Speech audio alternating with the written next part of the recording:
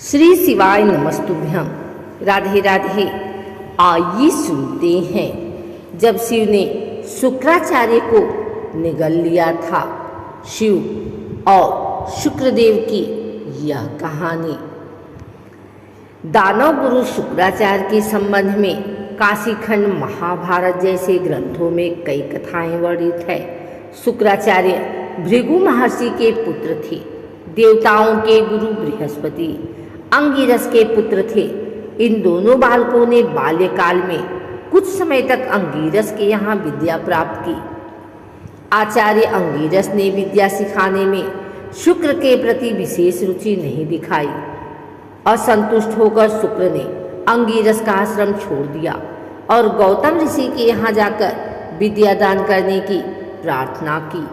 गौतम मुनि ने शुक्र को समझाया, बेटे, इस समस्त जगत के गुरु केवल ईश्वर ही हैं, इसलिए तुम उनकी आराधना करो। तुम्हें समस्त प्रकार की विद्याएं और गुण स्वतः प्राप्त होंगे। गौतम मुनि की सलाह पर शुक्र ने गौतमी तट पर पहुंचकर शिव जी का ध्यान किया। शिव जी ने प्रत्यक्ष होकर शुक्र को मृत संजीवनी विद्या का उपदेश दिया। शुक्र ने मृत संजीवनी विद्या के बल पर समस्त मृत राक्षसों को जीवित करना आरंभ किया। परिणाम स्वरूप दानव अहंकार के वशीभूत हो देवताओं को यातनाएं देने लगे, क्योंकि देवता और दानवों में सहज ही जाति वैर था। फलतः देवता और दानवों में निरंतर युद्ध होने लगा। मृत संजीवनी विद्या के कारण दानवों की संख्या बढ़ती ही गई। देवता असहाय हो गए। वे युद्ध में दानवों को पराजित नहीं कर पाए। देवता हताश हो गए। कोई उपाय न पाकर वे शिव जी की शरण में गए, क्योंकि शिव जी ने शुक्राचार्य को मृत संजीवनी विद्या प्रदान की थी। इसलिए देवताओं ने शिव जी से शिकायत की, महादेव, आपकी विद्या का दानव लोग दुरुपयोग कर रहे हैं। आप तो समदर्शी हैं। शुक्राचार्य संजीवनी विद्या से मृत दानवों को जिलाकर हम पर भड़का रहे हैं। यही हालत रही तो हम कहीं के नहीं रह जाएंगे। कृपया आप हमारा उद्धार कीजिए। शुक्राचार्य द्वारा मृत संजीवनी विद्या का इस प्रकार अनुचित कार्य में उपयोग करना शिव जी को अच्छा न लगा। शिव जी क्रोध में आ गए और शुक्राचार्य को पकड़कर निगल डाला। इसके बाद शुक्राचार्य शिव जी की देह से शुक्ल कांति के रूप में बाहर आए और अपने निज रूप को प्राप्त किया। शुक्राचार्य के संबंध में एक और कथा इस प्रकार है। शुक्राचार्य ने किसी प्रकार छल कपट से एक बार कुबेर की सारी संपत्ति का अपहरण किया।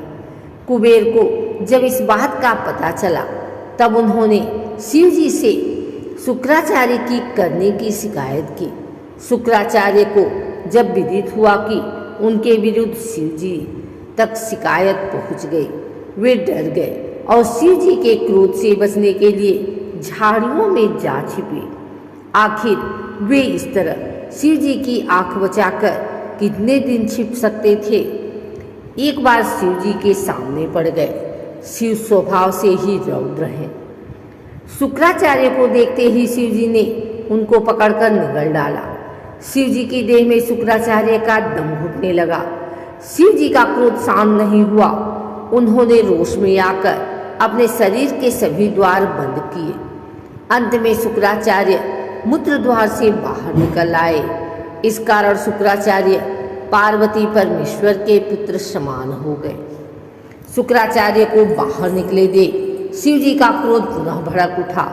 वे शुक्राचार्य की कुछ हानि करे। इस बीच पार्वती ने परमेश्वर से निवेदन किया, यह तो हमारे पुत्र समान हो गया है, इसलिए इस पर आप क्रोध मत कीजिए। यह तो दया का पात्र है। पार्वती की आराधना पर शिव जी ने शुक्राचार्य को अधिक तेजस्वी बनाया। अब शुक्राचार्य भय से निरापद हो गए थे। उन्होंने प्रियव्रत की पुत्री ऊर्जस्वती के साथ विवाह किया। उनके 4 पुत्र हुए, चंड, अमर, त्वाष्ट्र और धरात्र। एक कथा शुक्राचार्य के संबंध में इस प्रकार है। एक बार वामन ने राजा बलि के पास जाकर 3 कदम रखने की पृथ्वी मांगी। यह समाचार शुक्राचार्य को मिला। उन्होंने राजा बलि को समझाया, राजा सुनो, आपसे 3 कदम जमीन मांगने वाले व्यक्ति नहीं हैं, वे नर भी नहीं, भूल से भी सही उनको 1 कदम रखने की जमीन तक मत देना। नीति शास्त्र बताता है कि वारिजाक्ष विवाह, प्राण, मान तथा वित्त के संदर्भ में झूठ बोला जा सकता है। इसलिए मेरी सलाह मानकर याचक को जमीन का दान देने से अस्वीकार करो। शुक्राचार्य ने राजा बलि को इस तरह अनेक प्रकार से समझाया, परंतु राजा बलि अपने वचन के पक्के थे, साथ ही ज्ञानी भी। इसलिए उन्होंने दृढ़ स्वर में उत्तर दिया, यदि याचक नर न होकर नारायण ही हो तो और अधिक उत्तम। यदि उनके हाथों में मेरा कुछ अहित भी होता है तो वह मेरा भाग्य ही माना जाएगा। इसलिए ऐसे शुभ अवसर से मैं वंचित होना नहीं चाहता। मैं अपने वचन का पालन हर हालत में करना चाहूँगा। यह कहकर राजा बलि ने प्रसन्नतापूर्वक वामन को 3 कदम रखने की भूमि दान कर दी। इससे दानवाज शुक्र चिंता में पड़ गए। उन्होंने संकल्प किया कि किसी प्रकार से राजा बलि का उपकार करना चाहिए। यह विचार करके वे मक्खी का रूप धरकर कमंडल की टोटी से जलधारा के गिरने से अटक गए। टोटी से जल के न गिरते देख राजा बलि ने तीली लगाकर कमंडल की टोटी में घुसेड़ दिया। तीली मक्खी की आंख में चुभ गई और आंख छितर गई। परिणाम स्वरूप दानवाचार्य शुक्र काना बन गए। तब से दानवाचार्य काना शुक्राचार्य कहलाए।